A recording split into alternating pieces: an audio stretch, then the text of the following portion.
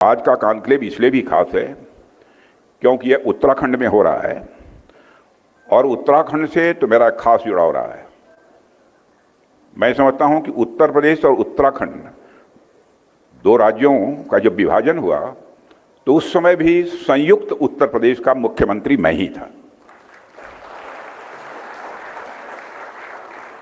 मेरे मुख्यमंत्री रहते ही इसका विभाजन हुआ था और यह राज्य भारत के नक्शे पर उस समय आया था और तब से लेकर आज तक मैंने इसे एक नई पहचान बनाते हुए देखा है। कई मुख्यमंत्री हुए हैं।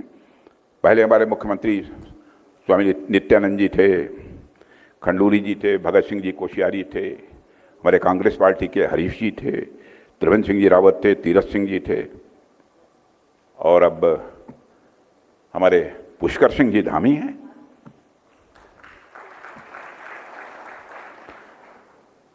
और मैं मानता हूं उत्तराखंड इन लोगों के नेतृत्व में सिर्फ एक राज्य के रूप में आगे बढ़ा है, ऐसा नहीं है, बल्कि भारत की आध्यात्मिक और सांस्कृतिक विरासत को भी सहेज कर रखने में उस उत्तराखंड राज्य ने कामयाबी हासिल की है। पूरी दुनिया इस पुण्य भूमि को देवभूमि कहकर संबोधित करती है। यह केवल एक नाम नहीं है, यह एक दिव्य और मैं मानता हूं दिव्य के साथ साथ दैवीय पहचान भी है उत्तराखंड की। चारों धाम गंगोत्री, यमुनोत्री, केदारनाथ और बद्रीनाथ का एक ही राज्य में होना, मैं मानता हूं यह एक बहुत बड़ा चमत्कार है और ईश्वर की इस धरती के ऊपर एक महती कृपा है। और यह भूमि तो देवभूमि है और यहां तो अनेक देवताओं का वास है और पूरे उत्तराखंड में कुछ कुछ दूरी पर आपको कोई न कोई मंदिर चले जाइए आपको देखने को मिलेगा। मैं तो कई वर्षों तक मैंने बीजेपी के यूथ विंग का काम जब देखता था तब से लेकर लगातार इस उत्तराखंड राज्य में आ रहा हूं। जिस रास्ते से गुजरिए कोई न कोई प्राचीन मंदिर उत्तराखंड में दिखाई देगा ही। मतलब भारतवर्ष के अंदर भी एक ऐसी भूमि है जहां देवता भी आने के लिए लालायित होते हैं और आप सब इस भूमि के निवासी हैं। तो मैं समझता हूं कि आप सभी ब्लेस्ड बियॉन्ड द ब्लेस्ड हैं। साथियों, उत्तराखंड एक पुण्य भूमि तो है ही, साथ ही यह भारत की एक सामरिक और सैन्य शक्ति का भी हिस्सा है। यह राज्य अंतर्राष्ट्रीय सीमा से लगा हुआ है, इसलिए सीमा सुरक्षा के दृष्टि से भी उत्तराखंड का मैं मानता हूं एक विशेष महत्व है। और आज के समय में जब देश को कई तरह की चुनौतियों का सामना करना पड़ रहा है, ऐसे में उत्तराखंड जैसे राज्यों की जिम्मेदारी स्वाभाविक रूप से और बढ़ जाती है।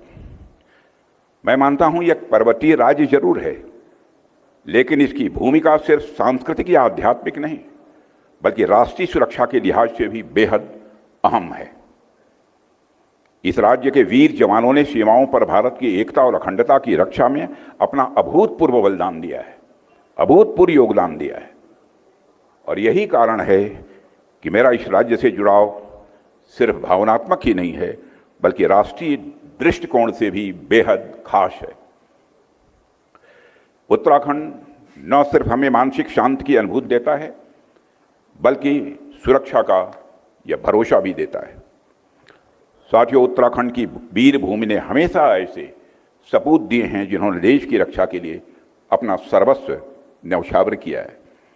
भारतीय सेना में 2 रेजिमेंट्स हैं और उत्तराखंड के गढ़वाल और कुमाऊं क्षेत्र के नाम पर रखे गए। यह सौभाग्य संभवतः अन्य किसी राज्य को प्राप्त नहीं है। भारत के पहले CDS chief of defence staff general Bipin Rawat भी उत्तराखंड की ही मां की कोख से पैदा हुए थे और उत्तराखंड की धरती पर ही खेल कूद कर बड़े हुए थे। और आज के chief of defence staff general Anil Chauhan भी इसी उत्तराखंड की धरती के पर ही खेल कूद कर बड़े हुए हैं। अगर आप ये वीडियो YouTube पर देख रहे हैं तो हमारे चैनल को सब्सक्राइब कर बेल आइकन दबाएं और Facebook पर देख रहे हैं तो हमारे पेज को लाइक करें।